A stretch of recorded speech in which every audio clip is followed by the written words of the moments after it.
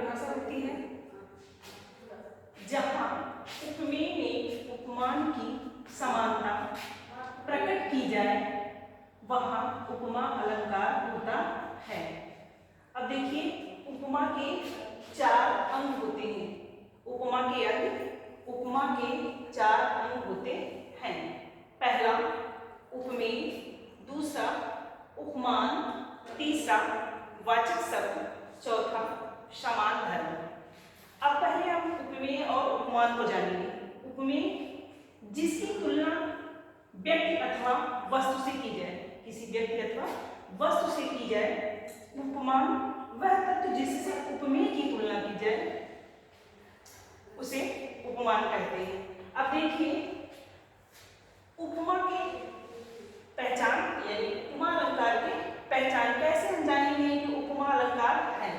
हमने आपको कुछ पहचान लिखा हुआ है, देखिए लिखा है सम, समान, सरिस, इव, अस, जस, जैसे, तुल्य, सा, सी आदि। मतलब कि उपमा अलंकार को पहचानने के लिए वाचक शब्द इसके होते हैं, जहां पर सम, समान, सरिस, इव, अस, जस, तुल्य आदि शब्द आए तो हम समझ जाते हैं कि यहाँ पर उपमा अलंकार है। अब उदाहरण देखेंगे।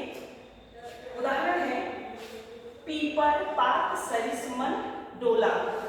पीपर, पात, सरिसमन, डोला। हम ये पहला उदाहरण देख रहे हैं कि पीपर, पात, सरिसमन, डोला। अब पहले इस बात को हम ध्यान देंगे कि देखिए, सरिस ये हमारा क्या है, वाचक शब्द है। पहले नीचे कुछ समझने के लिए दिया गया है, लिखे हैं, आप समझिए, सिर्फ इसको समझने की बात है। समझने के लिए उपमेय, उपमान।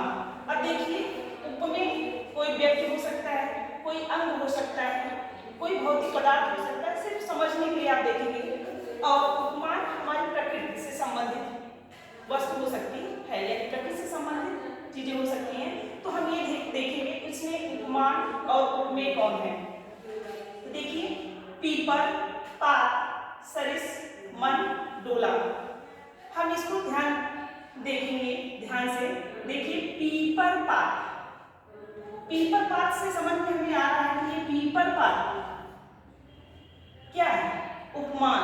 पीपर पात क्या है, ये प्रकृति से संबंधित आ रहा है। सिर्फ समझने के लिए हम देखेंगे कि पीपर पात ये क्या है, प्रकृति से संबंधित है। तो इसे समझने के लिए आप लिख सकते हैं कि ये क्या है, उपमान। क्या है, उपमान। आगे देखिए, सरिस क्या है, हमारे वाचक शब्द है। क्या है, वाचक शब्द है। क्या है, वाचक शब्द है। अब आगे आप ये देखेंगे, मन। मन क्या है हमारा, उपमेय। मन क्या हमारा है, उपमेय। अब समान धर्म क्या है, डोला।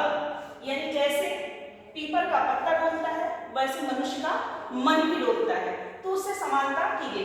तो दिया है पीपर, पात, सरिसमन, डोला, कि पीपर के पत्ते के समान मन भी डोला।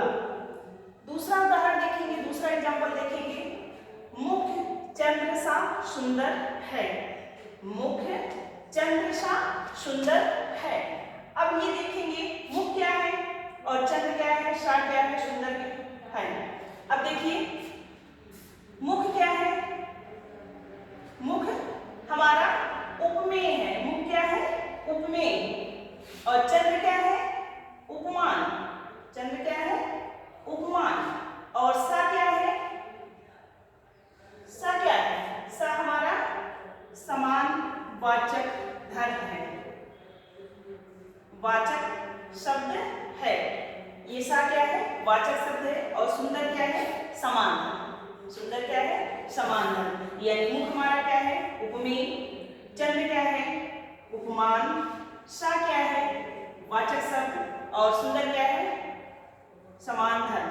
कि मुख चंद्र सा सुंदर है, यानी मुख चंद्रमा के समान सुंदर है। आपको ये चीजें समझ में आ गई।